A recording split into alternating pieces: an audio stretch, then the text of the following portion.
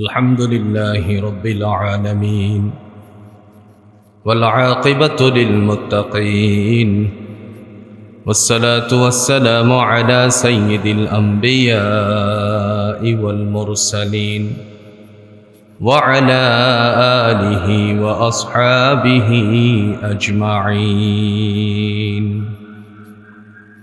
أما بعد فأعوذ بالله من الشيطان الرجيم بسم الله الرحمن الرحيم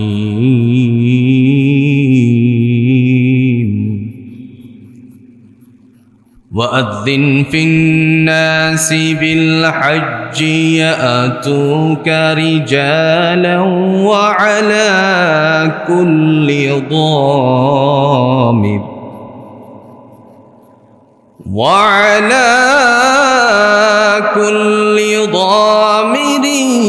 يأتين من كل فج عميق.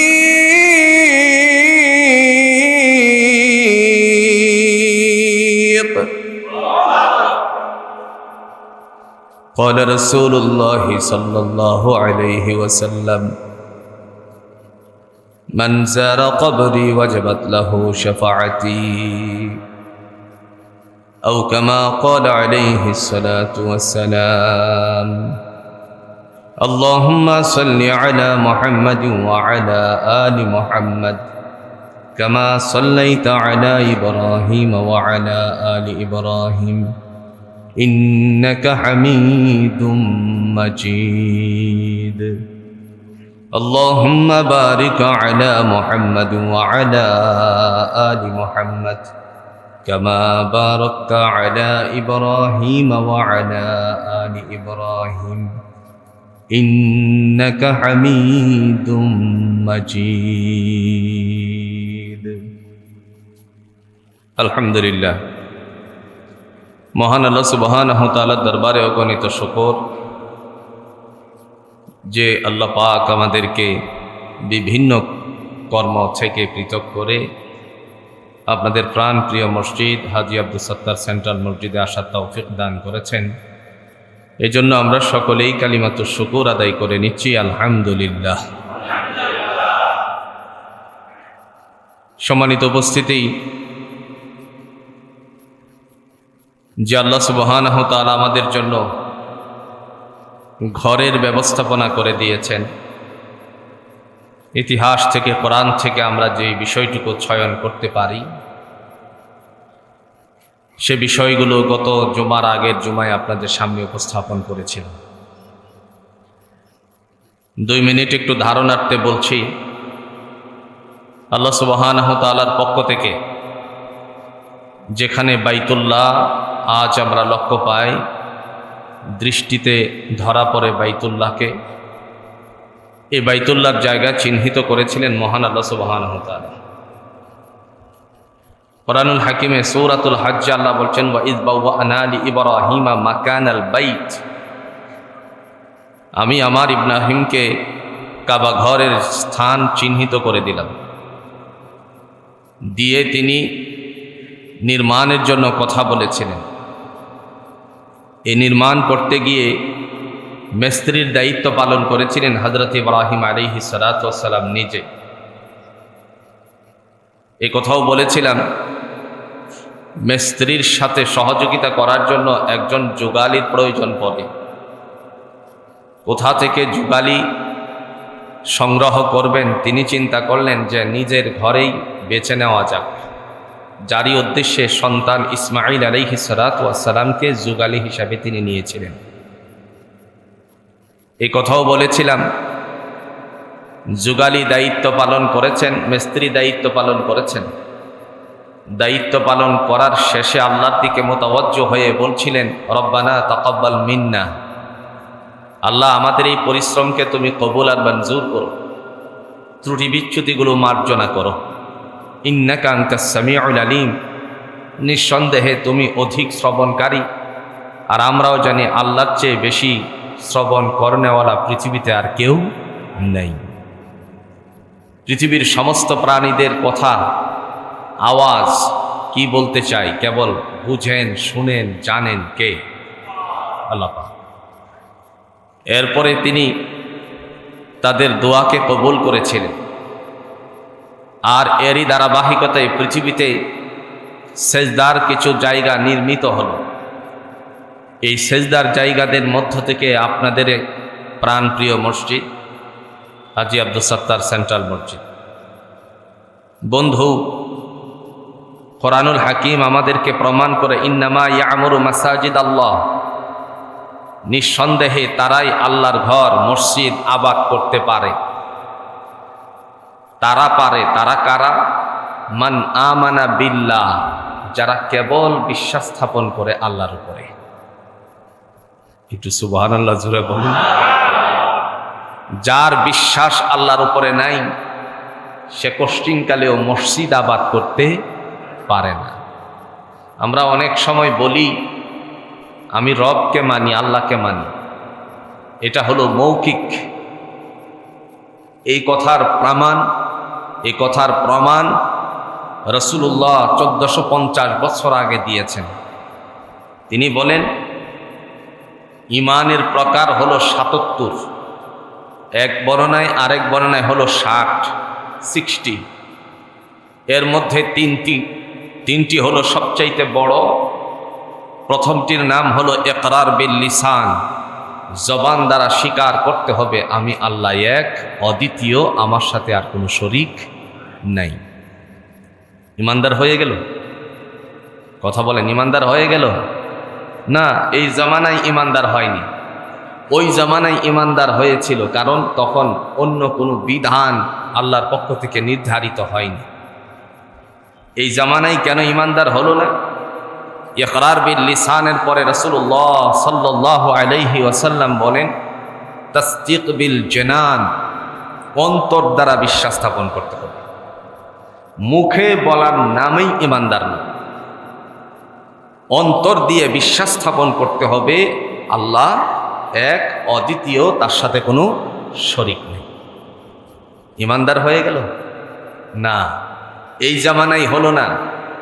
রাসূলুল্লাহ সাল্লাল্লাহু আলাইহি ওয়াসাল্লাম শেষ কথা বলছেন আমল বিল আরকান, কাজের দ্বারা পরিণত করে দেখাতে হবে আল্লাহর যে হুকুম আহকামগুলো আছে, রাসূলুল্লাহ সাল্লাল্লাহু আলাইহি সাল্লামের যে তরিকাগুলো আছে, সেই তরিকার বাস্তবায়ন যতক্ষণ পর্যন্ত না হবে ততক্ষণ পর্যন্ত সেই ইমানদার হতে পারবে না। তাহলে ইমানও তো দাবি রাখে। আপনারা শুধু দফা নিয়ে হাজির হবেন। ডক্টর ইউনূসের সরকারের সময় মাশাআল্লাহ কতজন কত দফা নিয়ে দাবি হয়েছে, দাবিদার হয়ে রাস্তায় নেমেছে। আহারে, মনে হয় যেন বেচারার কান ঝালা ঝালা করে দিয়েছে। কিন্তু এখন আর দেখি না কেউ দাবি নিয়ে সামনে যেতে। কথা বুঝেন? দাবি সব শেষ নাকি? দাবি শেষ নয়, কিন্তু দাবিদার হিসাবে এখন আর কেউ যায় না। বন্ধু, ইমানেরও কিছু দাবি আছে। ইমানের দাবি হলো কমপক্ষে 3টা কাজ করবে। জবান দিয়ে স্বীকার করবে আল্লাহ এক, তার সাথে কোনো শরীক নাই। 2 নাম্বার, অন্তর দ্বারা বিশ্বাস স্থাপন করবে আল্লাহ এক, অদ্বিতীয়, তার সাথে কোনো শরীক নাই। আমল বিল আরকান 3 নাম্বারে কাজে পরিণত করে দেখাতে হবে যে আল্লাহ যে এক, তার প্রমাণ আমি দিচ্ছি। এই 3টার সমন্বয় হলো ইমানের দাবি। এজন্য প্রাণপ্রিয় মসজিদকে বাস্তবায়ন করার জন্য দাবি আদায়ের লক্ষ্যে আপনারা বিভিন্ন জায়গা থেকে ছুটে আসেন আল্লাহর পায়ে সেজদা করতে। আর এই সেজদাটার কথাই আল্লাহ 1450 বছর আগে কোরআন দিয়ে বলছেন ইন্নামা ইয়া'মুরু মাসাজিদাল্লাহ, নিঃসন্দেহে তারা আমার মসজিদ আবাদ করে, মসজিদটাকে বাস্তবায়ন করে, তারা সেজদার মাধ্যমে মসজিদকে আবাদ করে। ওই মানুষের প্রথম নাম্বার গুণ হলো মান আমানা বিল্লাহ, বিশ্বাস কেবল স্থাপন করে। জোরে বলেন কার উপরে? যেই বিশ্বাসের কথা কোরআন আমরা খুললে পরে প্রথম অংশেই সূরাতুল বাকারার মধ্যে আল্লাহ পাক রব্বুল আলামিন ঘোষণা দিয়েছেন, বান্দারে তোমার বিশ্বাস প্রথমত আমার উপরে হতে হবে। আল্লাহ বলেন, আল্লাযীনা ইউমিনুনা বিল গায়বি ওয়া ইউকিমুনাস সালাতা ওয়া মিম্মা রাযাকনাহুম ينفقون ومما رزقناهم ينفقون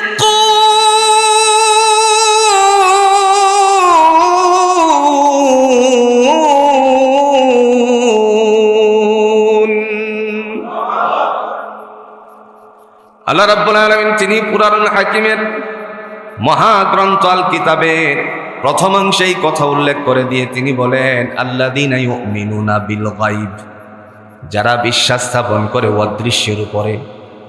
অদৃশ্য বলতে এখানে কি বোঝালেন? তিনি ডেকে বলেন, আমি যে রব, আমি যে আল্লাহ, আমি ছিলাম, আছি এবং থাকব, এই কথার উপরে যারা বিশ্বাস স্থাপন করে তারা হলো ঈমানদার। দাবি দিচ্ছে ঈমানদারের। শুধু এই কথা বলে বিশ্বাস স্থাপন করে বসে থাকে নাই, আমালে সালিহা করতে গিয়ে তারা ওয়া আকিমুস সালাহ, নামাজ কায়েম করে সালাত বাস্তবায়ন করে। এই কথা শেষ করে দেন নাই, 3 নম্বরে ঈমানের দাবি দিতে গিয়ে বলেন, ওয়া মিম্মা রাযাকনাহুম ইউনফিকুন। আল্লাহ বলেন, আমি যে তোমাদেরকে রিজিক দিয়েছি তার থেকে ব্যয় করতে হবে। বন্ধু, রিজিক দেওয়ার মালিককে বলেন তো? আমরা যদি মনে মনে চিন্তা করি যে রিজিক তো সারাদিন পরিশ্রম আমি করেছি সেই জন্যই তো হয়েছে, পরিশ্রম না করলে কি রিজিক আসতো?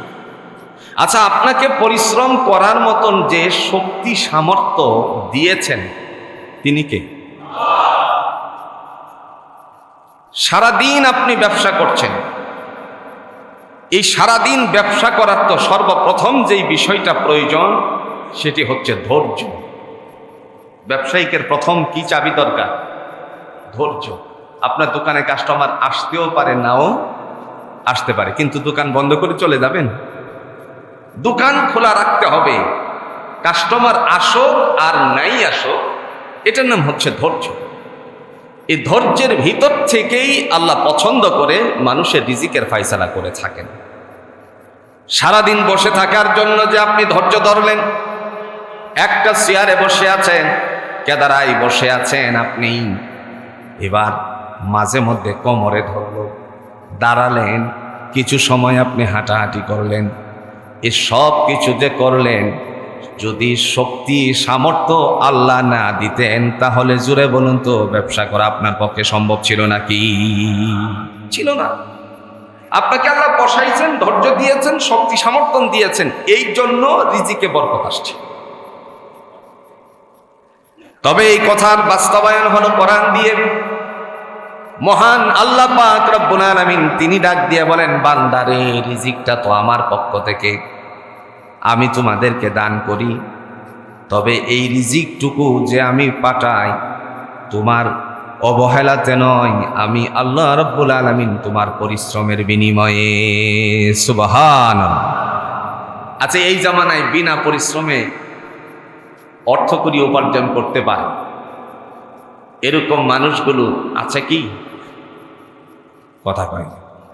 আপনারা বলতে পারেন আছে তো, আছে তো, কোনো পরিশ্রম লাগে না, দোকানপাট কিছুই নাই, ব্যবসা বাণিজ্য নাই, চাকরি নাই, কিন্তু তারা বিভিন্ন জায়গা থেকে কোটি কোটি টাকা ইনকাম করতেছে। আপনি তার কাছে গিয়ে জিজ্ঞেস করুন, আচ্ছা ভাই, আপনি যে লক্ষ লক্ষ টাকা, কোটি কোটি টাকা ইনকাম করছেন, আপনার কি কোনো পরিশ্রম আছে? সে বলবে পরিশ্রম নাই, মানে রাতের রাত আমার এটা খাটাই। কথা বুঝেন? সবচাইতে বড় পরিশ্রম হলো মেধা খাটা। কথা বুঝেন? আর্কিটেকচার ইঞ্জিনিয়ার, তিনি পড়াশোনা করেছেন, এখন আপনি একটা বিল্ডিং বানানোর জন্য তার কাছে গেলেন, সে কি 10 কেজি ওজনের কোনো কিছু নিয়ে আপনাকে পরিশ্রম করে দেখায়? না। 10টা ইট হাতে করে নিয়ে কি কাউকে উঠিয়ে দেয়? কিছুই করে না। কিন্তু আসল পরিশ্রমটা করেটা কি? মেধা খাটায়, বুদ্ধি খাটায়। এই বিল্ডিংটা যে আমি 5 তলা বানাবো, কতটুকু লোড সে নিতে পারবে, কতটুকু রডের উপরে নিতে পারবে, কয় সুতা রডের উপরে নিতে পারবে, এ সব কিছু সে আগে যে পরিশ্রমটুকু মেধার উপরে চাপ সৃষ্টি করে করে, এর চেয়ে বড় পরিশ্রম আর কিছুই হতে পারে না। আপনি মেধা নাই, সব জায়গায় আপনি দুর্বল। যে যেখান থেকে পরিশ্রম করছে সেখানে সে সফল হচ্ছে। হতে পারে সেটা অন্যায় পথে, হতে পারে সেটা ন্যায় পথে। এজন্য আল্লাহ রাব্বুল আলামিন তিনি ডাক দিয়া বলেন, বান্দারে আমি তোমাদেরকে রিজিক দিলাম, পরিশ্রম তো তুমি করবেই, কিন্তু পরিশ্রমের ফলেই কিন্তু সব হয় না, আবার পরিশ্রম ছাড়াও হয় না। পরিশ্রম ছাড়াও হয় না। আল্লাহ পাক রব্বুল আলামিন বলেন, ওয়া মিম্মা রাযাকনাহুম ইউনফিকুন। আল্লাহ তুমি যে আমাকে রিজিক দিয়েছো, আল্লাহ বলছেন তোমাকে যা রিজিক দিলাম তার থেকে আমার রাস্তায় ব্যয় করো। কার রাস্তায়? আল্লাহর রাস্তায়। মনে মনে চিন্তা করছেন আল্লাহর রাস্তায় ব্যয় করবেন, পয়সা করি মনে হয় শেষ হয়ে যাবে। বন্ধু, আপনার আমার চক্ষু বন্ধ হয়ে গেলে পরে আমার আপনার পরিজনেরা করবে কিনা সেটা সন্দেহ আছে।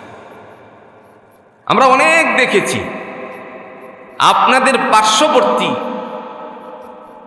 পার্শ্ববর্তী কালীগঞ্জ, না বেশি দূরে কাপাসিয়ার পরে কালীগঞ্জ, সন্তান সোশ্যাল মিডিয়ায় এটা অত্যন্ত ভাইরাল। সন্তান বিনা চিকিৎসায় মারা গেছে, সুজন নামে এক ছেলে।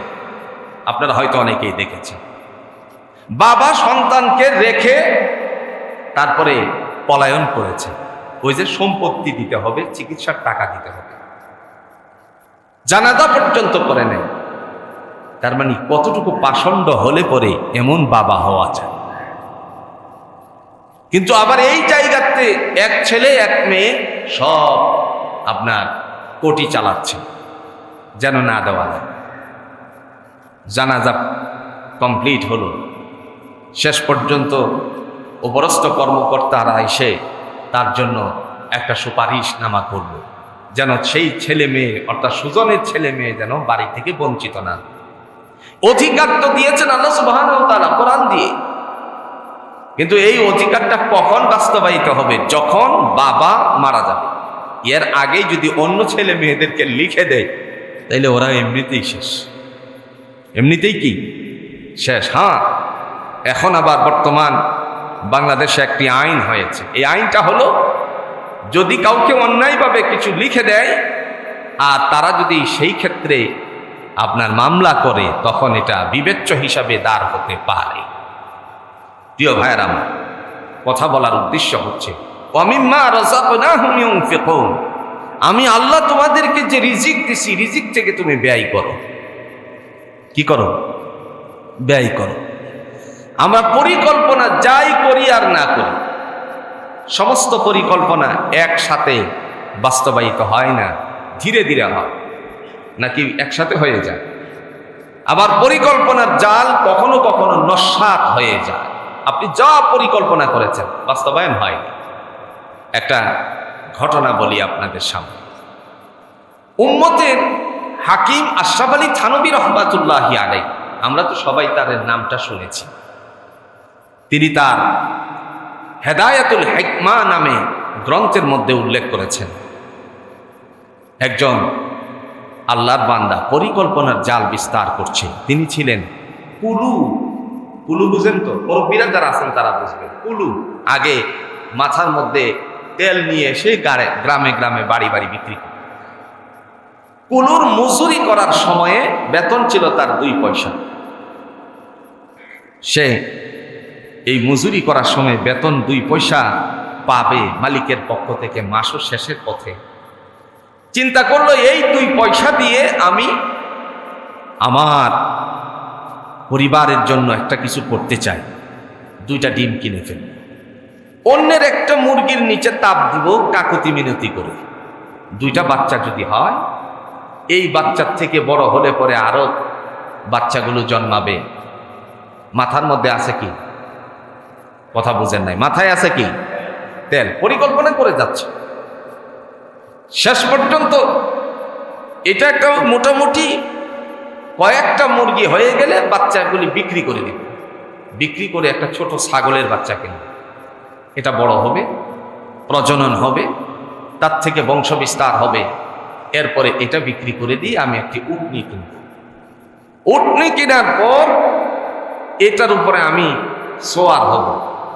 পরে একটা কাজ বাকি রয়ে গেল, যে এটার থেকে বংশ বিস্তার হলে পরে আমি একটা উটকে বিক্রি করে বিবাহ শাদীটা করব। আছে কি মাথায়? কথা বোঝেননি? আছে কি মাথায়? কিছুক্ষণ যাওয়ার পরে সে চিন্তা করলো, আমার একজন ছেলে সন্তান হবে, বড় হলে পরে মালিকের কাজে নিয়ে আসবো, পয়সা করি আরো আসবো। যদি সে মালিকের কাজে না আসে, একটা থাপ্পড় দিব। কি দিব? মাথা লড়ছেন? কথা হয়, মাথা লড়ছেন? মাথা নড়ার কারণে মাথায় যে ছিল তেলের পাতি, একটা আপনার ওটাকে আমরা আগে বলতাম খাঁচার মতো, এটা পড়ে গেল। মালিক দিল ধমক। তার নাম ছিল শেখ সুল্লি। শেখ সুল্লি, আমার অনেক পয়সা করে নষ্ট করেছ। উল্টো মালিককে ধমক মেরে বলছে, মালিক কয় পয়সা আপনার ধ্বংস করেছি? আপনি তো আমার জীবনটারই ধ্বংস করে দিয়েছেন। এবার শেখ সুল্লিকে জিজ্ঞেস করলো, তোমার জীবন ধ্বংস করলাম কেমনে? মালিককে বলে, আমি পরিকল্পনার জাল বিস্তার করেছিলাম, সেই জায়গা থেকে শেষ পর্যন্ত সন্তান ভূমিষ্ঠ হলো। আপনার কাজে নিয়ে আসার জন্য আমি পরিকল্পনা করলাম, সেই অবস্থায় যদি সে না আসে আমি একটা থাপ্পড় মারবো বলে এই পরিকল্পনা করলাম। আমার এই কথার সাথে সাথে মাথাটা নড়ে গেল। মালিক, আপনার তেল যে আমার মাথার উপরে আছে সেটা আমার আর মনে নাই। এই মুহূর্তে পাতিলটা পড়ে গেছে। পাতিল পড়ে যাওয়ার পর আমি এখন বোকা সেজে গেলাম। আমার সমস্ত পরিকল্পনার জাল নস্টাত হয়ে গেল। এই জন্য ভাইয়েরা আমার, জীবনে আমরা সবাই পরিকল্পনা করি। পরিকল্পনা করতে করতে আমাদের জীবনের বাতিটা নিভে যায়। কিন্তু ওই যে বাতি নিবার আগে ওয়ামিম্মা রাযাকনাহুম ইউনফিকুন, আমি আল্লাহ তোমাদেরকে রিজিক দিলাম, রিজিক থেকে ব্যয় করো, এই কথা বলার জন্য শুধু আমাদের বাস্তবায়ন করতে দেরি হয়ে যায়। ঠিক কিনা বলেন? ছেলে আমার জন্য করবে, আমি ছেলের জন্য করে যাচ্ছি না। কথা এরকম আছে কিনা? করেন। আপনি সারাদিন পরিশ্রম করছেন, কোটি কোটি টাকা ইনকাম করছেন, আপনি কি খেয়ে মারা যেতে পারবেন? কোশ্চিন কালেও না। লক্ষ লক্ষ টাকা আপনার ইনকাম হচ্ছে, আপনি খেয়ে মারা যেতে পারবেন?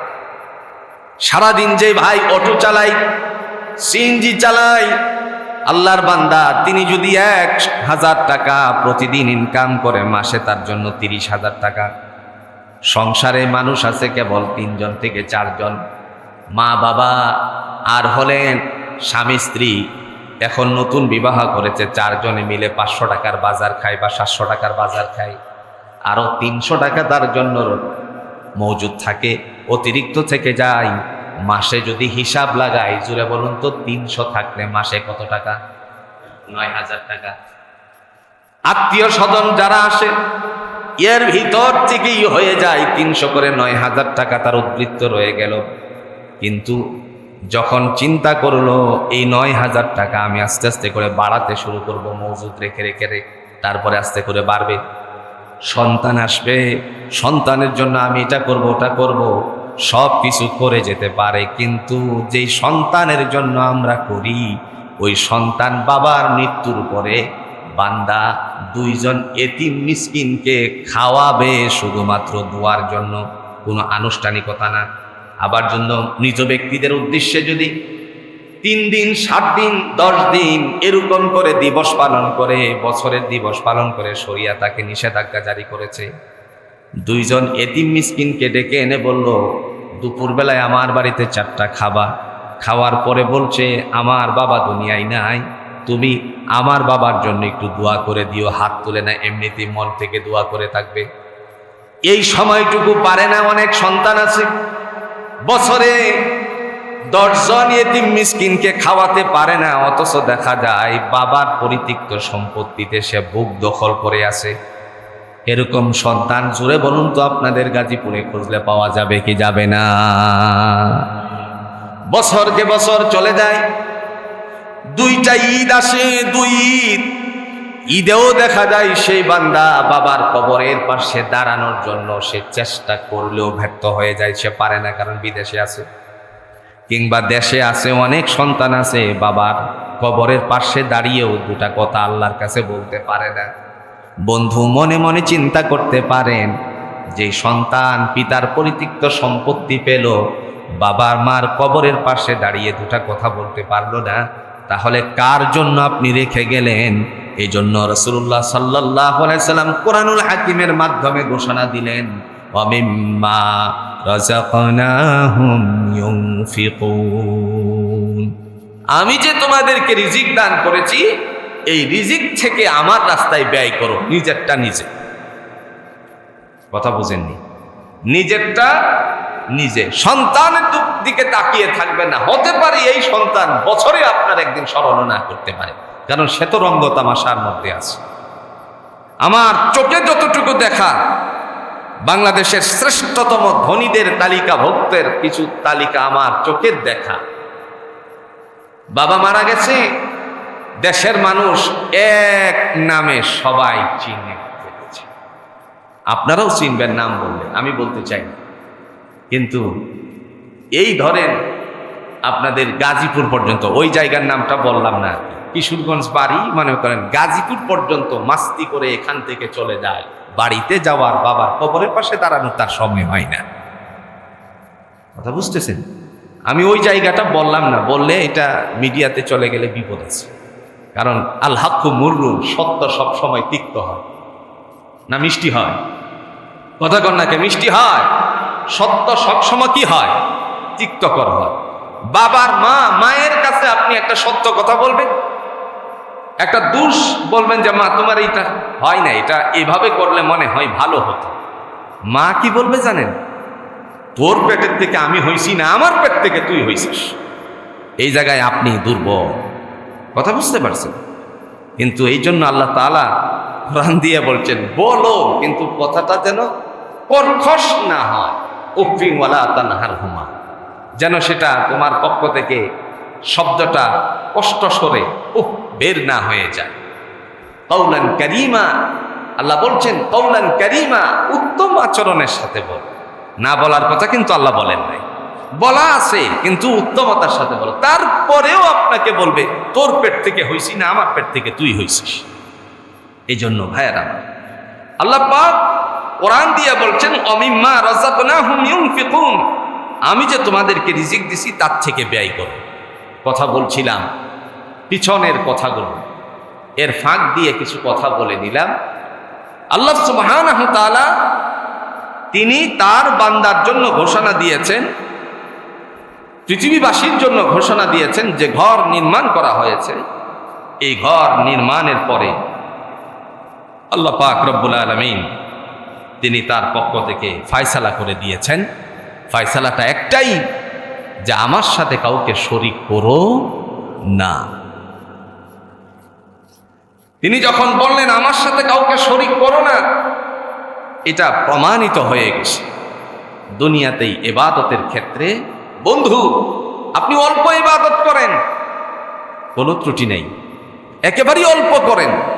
অল্প মানে কি? কয়েকত। সাহাবী আল্লাহর নবীর সামনে উপস্থিত হলেন। তিনি অত্যন্ত দুর্বল মানুষ, গরিব মানুষ, জঙ্গল থেকে কাঠ কেটে এনে বিক্রি করে তারপরে জীবিকা নির্বাহ করে। পাহাড়ের মানুষেরা আজও পর্যন্ত, জোরে বলুন তো, পাহাড় থেকে কাঠ কেটে রাস্তার পাশে বিক্রি করে কি করে না? জিজ্ঞেস করলেন, ইয়া রাসূলুল্লাহি, আমি তো গরিব মানুষ, দয়া করে আমাকে একেবারে শর্ট কিছু আমল দেন, যার দ্বারা জান্নাতের কাজ করতে পারি। মহান আল্লাহ যেন আমার উপরে সন্তুষ্ট হয়ে জান্নাত দান করেন। আল্লাহ নবী সাইয়্যিদুল মুরসালিন আহমদ মুস্তাফা সাল্লাল্লাহু আলাইহি ওয়াসাল্লাম তিনি বললেন, তাহলে তোমার জন্য শর্ট আমল হলো খামসু সালাওয়াতিল মাররা, কেবলমাত্র 5 ওয়াক্ত নামাজ আদায় করবা। কয় ওয়াক্ত? খামসু সালাওয়াতিল মাররা, মাত্র 5 ওয়াক্ত নামাজ আদায় করবা। নবীজি এই কথা বলার পরে তিনি সেখান থেকে উঠে গেলেন।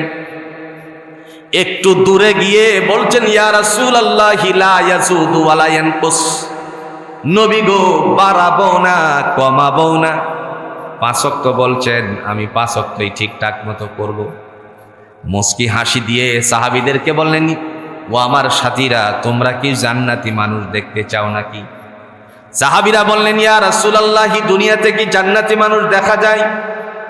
সাথে সাথে বললেন, ওই যে লোকটা হেঁটে যাচ্ছে, সে যদি তার কথা মতো ঠিক থাকতে পারে, আমার আল্লাহ রাব্বুল আলামিন তারে জান্নাতি বলে আখ্যায়িত করে দিয়েছেন। কথা মতো ঠিক থাকতে পারলেই হল। এখান থেকে তিনি হুজরায় গেলেন। ঘরে যাওয়ার পরে আল্লাহ পাক রব্বুল আলামিনের বান্দাকে আয়েশা সিদ্দিকা রাদিয়াল্লাহু তাআলা আনহা বললেন, ইয়া রাসূলুল্লাহ, আপনি যে শুধুমাত্র বললেন 5 ওয়াক্ত নামাজ পড়তে, আর তো কিছু বললেন না, তাইলে বেতেরের নামাজ কি হবে? সুন্নাহগুলো আছে সেগুলো কি হবে? আপনি তো তারে আর বাড়তি কিছু ইবাদতের কথা বললেন না। রাসূল বললেন, আয়েশা শোনো, সে আমার কাছে শর্ট আমল চেয়েছে, আমি যদি তার উপরে সুন্নাহ বেতেরকে ধার্য করে দেই, তাহলে সে নামাজই পড়বে না, আমলই করবে না।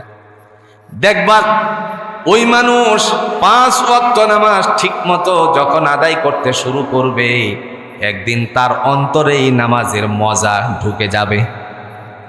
যখন এর স্বাদ লাগবে, তখন নিজের থেকেই সুন্নাহ পড়বে, বেতের পড়বে, আরো বাড়তি নামাজও পড়বে। এজন্য তার উপরে চাপিয়ে দেওয়া হয়নি। আমার বন্ধু রাসূলুল্লাহ সাল্লাল্লাহু আলাইহি সাল্লাম হিকমতের দিক থেকে অনেক জ্ঞানী ছিলেন। আর আজকে আমরা নিজেরা অনেকের উপরে অনেক কিছু চাপায়া দেই, এরকম মানুষ আছে কিনা?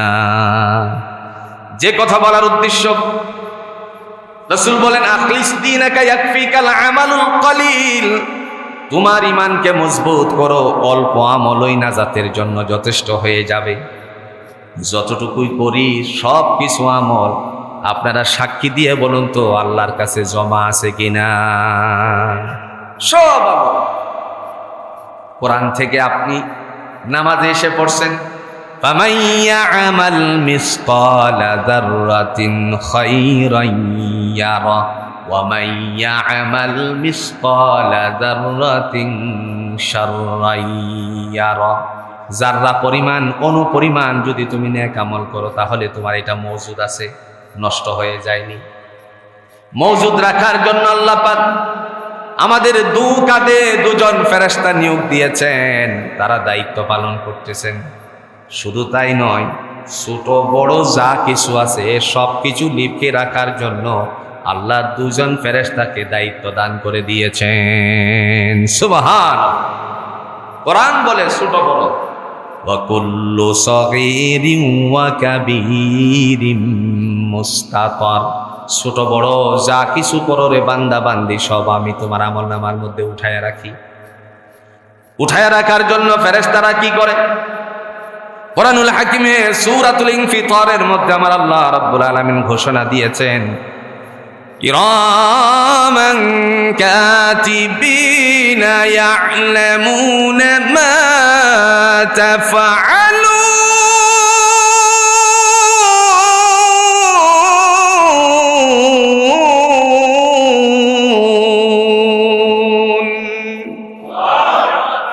রব্বুল আলামিন তিনি ডাক দিয়া বলেন, তোমাদের 2 কাঁধে 2 জন সম্মানিত ফেরেশতা নিয়োগ দেওয়া হয়েছে, তোমরা কি করো আর না করো লিপিবদ্ধ করার জন্য।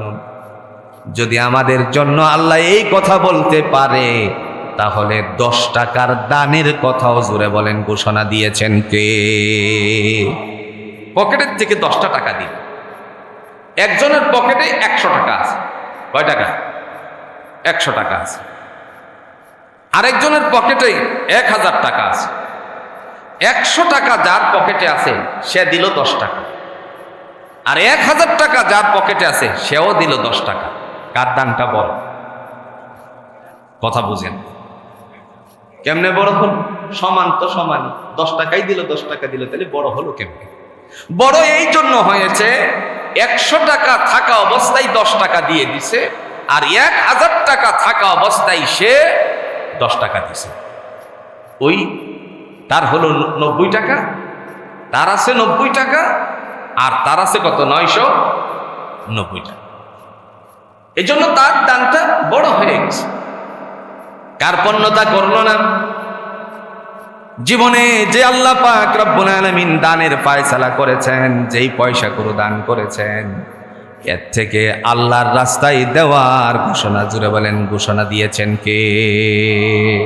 আল্লাহ ঘোষণা দিয়েছেন, অমিম্মা রাযাকনাহুম ইউনফিকুন, আমি তোমাকে যে রিজিক দিয়েছি তার থেকে আমি আল্লাহর রাস্তায় ব্যয় করি। ভাইরা আমার, এই জন্য আল্লাহ পাক রব্বুল আলামিন আমাদেরকে সেজদার জায়গা চিহ্নিত করেছেন। যেই সেজদার জায়গাটা চিহ্নিত করলেন, তিনি ডেকে বললেন, আল্লাহ তুশরিক বি শাইআন, আমার সাথে কাউকে শরীক করো না। তার মানে বিনা শরীকে কেবল আল্লাহর পায়ে সেজদা করার সমস্ত আমলগুলো, জুড়ে বলুন তো, কবুল করে নিবেন কে? আর শরীক করছে, মরছে। শরীক করছে তো মরছে, মানে আল্লাহ তাকে ধ্বংস করে দিয়েছে। আল্লাহ বলছেন, ইন্নাল্লাহা লা ইয়াগফিরু আন ইউশরাকা বিহি ওয়া ইয়াগফিরু মা দুনা যালিকা লিমান ইয়াশা, নিঃসন্দেহে আমি তাকে ক্ষমা করি না যে আমার সাথে শরীক করে এছাড়া যত অন্যায় আছে ইচ্ছে করলে ক্ষমা করে দিতে পারেন কে? আল্লাহ পাক। এজন্য ভাইয়েরা আমার, এই যে সেজদাটা আমরা আপনাদের শত ব্যস্ততার ভিতর দিয়ে দূর দূরান্ত থেকে এসে আপনাদের প্রিয় মসজিদ হাজী আব্দুল সত্তার সেন্ট্রাল মসজিদে সেজদারত হন, বন্ধু, এখানে বলেন তো কাউরে খুশি করার জন্য? কথা কন্যাকে, কাউরে খুশি করার জন্য? যদিও এ মসজিদ নির্মাণকারী আল্লাহর এক বান্দা হতে পারে, কিন্তু এই মসজিদটা কি উনার? কথা কয় না। মসজিদটা কি উনার? মসজিদটা কার? আল্লাহ। আর আপনারা এটা রক্ষণাবেক্ষণ করেন। আপনারা কি? আপনাদেরও না? আপনাদের না? আপনারা এই যে চুপ রইলেন, এই মসজিদটা কি আপনাদেরও না? আল্লাহ তাআলা সেজদার জায়গা নির্ধারিত করে দিয়েছেন, এটা আপনার মসজিদ মনে করতে হবে। যখন আমি মনে করব এটা শুধু সত্তার সাহেবেরই নয়, আমারও মসজিদ, তখন এই মসজিদের সকল ক্ষেত্রে আপনি সংরক্ষণতা, সহযোগিতা সব করতে সহজ হয়ে যাবে। কথা বুঝতে পারছেন? এই সংরক্ষণতা, সহযোগিতা করতে আপনাদের জন্য সহজ হয়ে যাবে। প্রিয় ভাইয়েরা, এই জন্য আল্লাহ আমাদেরকে রিজিক দিয়েছেন। এই রিজিকের থেকে আল্লাহর রাস্তায় ব্যয় করতে হবে। পাশাপাশি আপনারা নিঃসন্দেহে একটা জিনিস হয়তো গত জুমায় লক্ষ্য করেছিলেন, মসজিদে ঢোকার সময় আপনাদের সৌন্দর্য বৃদ্ধি করার লক্ষ্যে, কারণ সৌন্দর্যকে পছন্দ করেন আল্লাহ সুবহানাহু ওয়া তাআলা। তিনি সৌন্দর্যতাকে পছন্দ করেন। আপনারা যারা হজ করছেন, আচ্ছা বলেন তো, মসজিদে নববী কি খুব সুন্দর কম? কথা কয় না। মসজিদে নববী কি সুন্দর কম?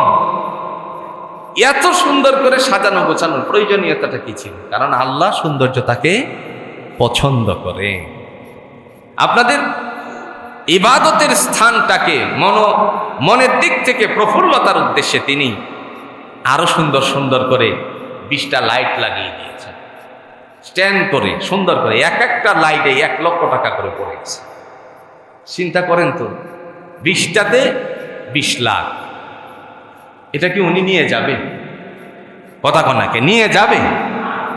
সমস্ত মুসল্লিরা যখন লাইলাতুল কদরে আসে, লাইলাতুল বারাতে আসে, এইভাবে দিবসসমূহকে বাস্তবায়িত করার লক্ষ্যে যখন আসে, যদিও কিছু কিছু অংশ বিশেষের মধ্যে ইখতিলাফ রয়েছে, কিন্তু যখন লাইলাতুল কদরের মধ্যে আসে, মুসল্লিদের এই সব কিছু দেখলে পরে মনের মধ্যে একটা প্রফুল্লতা আসে।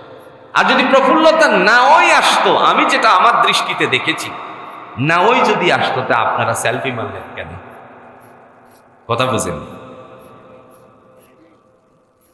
ইসলামের ইতিহাস, রাসূলুল্লাহ সাল্লাল্লাহু আলাইহি ওয়াসাল্লাম বলছিলেন, যদি তোমার সন্তান পৃথিবীতে আসে, 7 দিনের দিনে নাম রাখো 7 দিনের দিনে তার মাথা মুন্ডা। আর এই চুলগুলো মুফাসসির একরামগণ, ফকিহ যারা ছিল, জ্ঞানী যারা ছিল, মুস্তামবিতুল হাদিসগণ যারা ছিল, তারা বলছিলেন যে এই চুলগুলো কোনো একটা মসজিদের আঙ্গিনায় গেড়ে দিও, যেন তোমার সন্তান মসজিদমুখী হয়ে যায়। আর একটু আস্তে কোন সুবহানাল্লাহ। এখন আমরা কি তা করছি ভাই? আমরা তো সন্তানদের চুল পালাইলাম, নামও রাখলাম, নাম রাখলাম এমন এক না, মেয়ে হলে নাম রাখছে রব্বানি, নাম রাখছে কি রব্বানি, হে আমার প্রভু। চিন্তা করছে। ছেলে হলো, নাম রাখছে তার জন্য এ ধরেন না একটা ছোট্ট বল্টুর মতন নাম, যেই নামের কোনো অর্থ খুঁজে পাওয়া যায়। আপনি এই নামগুলো যে রাখলেন, এটা তো ইসলাম আপনাকে সুন্দর একটা নাম রাখার কথা বলছে। ফলে ছেলে হয়, মেয়ে হয়, উস্কো খুস্কো, বাবার কথা শোনে না, মায়ের কথা শোনে না, সে কি করে? উড়া দুরা জীবন যাপন করে। আব্বা বাইক কিনে না দিলে আমি বাড়ি ছেড়ে দিব। এরকম সন্তান মনে হয় গাজীপুরে একটাও নেই। কথা বুঝেন? একজনও মনে হয় খুঁজে পাওয়া যাবে। আব্বা বাইক না কিনে দিলে আমি বাড়ি ছেড়ে দেব। এখন মা বলতেছে, ছেলেটা 3 দিন ধরে খাই না, একটা মাত্র ছেলে আমার, তোমারে কি আল্লাহ কম দিয়েছে? বাইকটা দিয়ে দিলেই তো পারো। পিড়াপিড়ি করতে করতে করতে করতে শেষ পর্যন্ত বাইক কিনে দিল। হে বাইকটা নিয়েই 2-3 দিন বন্ধু বান্ধবরে নিয়ে উড়া দুরা চোখ আছে কিনা কর। শেষে মাথায় একটা ঢুকলো যে সাইলেন্সার 5টা যেটা আছে, এটার একটু চিকন অংশটারে ফেলে দেয়, যাতে আওয়াজটা হলে পরে সবাই আমার দিকে তাকায় দেখে কে বাইক চালায়া যাচ্ছে। কথা বুঝেননি? বুঝেননি? এটারে ছুটিয়ে দিয়ে বাইক চালায়া যায়, আর পিছন দিকে মারে বাপরে করে হাজার হাজার গালি দেয়। তাইলে বাইক কিনে দিয়ে সন্তানরে উপকার হইল কিনা? এমন উপকার হয়েছে যেই উপকার তারে দৈনিক হাজার হাজার গালি শোনে। হয় কি হয় না? শেষে 10 দিনের দিনে দেখা যায় উড়াদুরা চলতে গিয়ে একটা পর্যায়ে ট্রাকের তলে চলে গেছে, নিচে চলে গেছে। বন্ধু, আপনার সন্তান ভূমিষ্ঠ হওয়ার পরে তার মাথার চুলটা মুন্ডানোর পর একটা মসজিদের আঙ্গিনায় এসে গেড়ে দেন। এই কথা আল্লাহর কাছে বলে যে আল্লাহ, তোমার সেজদার জায়গা মুসলমানদের যে মসজিদ আছে, এই মসজিদের আঙ্গিনায় গেড়ে দিলাম, যাতে করে আমার সন্তানটা মসজিদমুখী হতে পারে। আপনার এই দোয়া আল্লাহ সরাসরি ভাবে কবুল করে নেওয়ার জন্য যথেষ্ট হয়ে যেতে পারে। এজন্য আসুন আমরা মসজিদকে ভালোবাসি। পৃথিবীতে আর কি ভালোবাসার জায়গা আছে? আর কি আছে ভাই? দেখতে দেখতে তো জীবন শেষই হয়ে যাচ্ছে। আপনি যখন দেখবেন স্বপ্নের যুগে এসে মৃত ব্যক্তি আপনার সামনে হাজির হয়, সেদিন থেকে আপনি ভাবতে শুরু করবেন সময় মনে হয় আমারে ডাকতে আছে। হতে পারে সেটা 10 বছর, হতে পারে এটা 20 বছর, হতে পারে 10 দিন, হতে পারে এটা 1 বছর। এজন্য আল্লাহ যেন আপনার আমার সকলকে মসজিদমুখী হয়ে থাকার তৌফিক দান করে। সকলে বলেন আমিন। আচ্ছা, আপনারা কি এই লাইটগুলো ফিটিং এতে খুশি না বেজা? কারা খুশি না একটু হাতটা দেখানছে? দেখছেন স্যার সহ হাত উঠাইছে, খুশি না? আমি বলছি খুশি না। আগে বুঝেন কারা খুশি আছেন, হাতটা দেখান তো। লিল্লাহি তাকবীর। আরো জোরে বলেন লিল্লাহি তাকবীর। আল্লাহ কবুল করুন। আমি আমার পক্ষ থেকে এই সৌন্দর্যতা বৃদ্ধির জন্য যেই ব্যবস্থাপনা হয়েছে, আপনারা খুশি মনে এটার জন্য